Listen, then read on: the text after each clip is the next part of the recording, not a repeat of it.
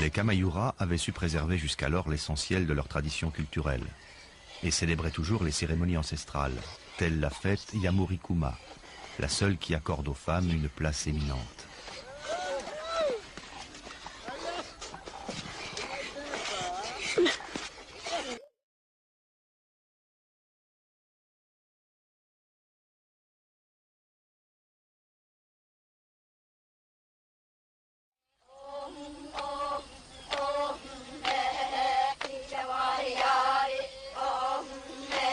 Il est un mythe largement répandu de la Terre de Feu jusqu'à l'Amazonie qui raconte que le monde était à l'origine dirigé par les femmes.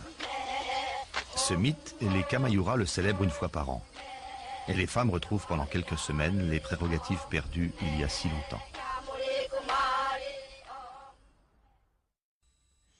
Ça ne les dispense pas cependant de vivrières de base des populations du Xingu.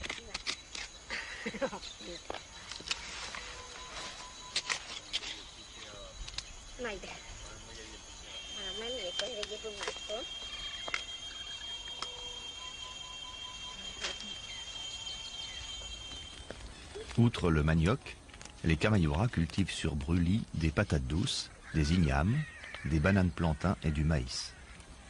Tant cultivés se trouvant de l'autre côté du lac au bord duquel est installé le village, c'est en pirogue que les femmes rapportent la récolte de la journée. Et aussi bien sûr pour confectionner les hamacs, l'élément essentiel, si ce n'est unique, du mobilier des Indiens, la couche idéale dans la forêt équatoriale.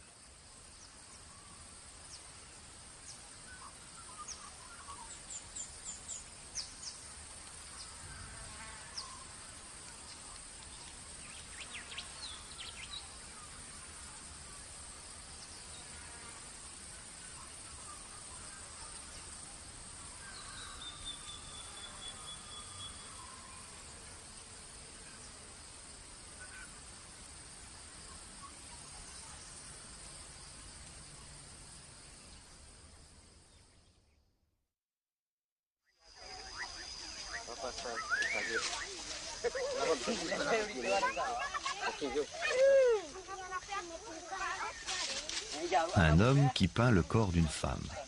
Voilà une scène bien insolite. C'est que pour le temps de la fête Yamurikuma, l'ordre des choses s'inverse.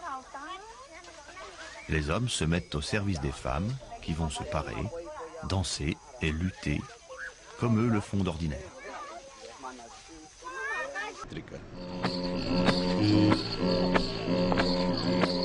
Eles falam uma língua da família Caribe, herança da época que viviam nas fronteiras do Brasil com a Venezuela e a Guiana.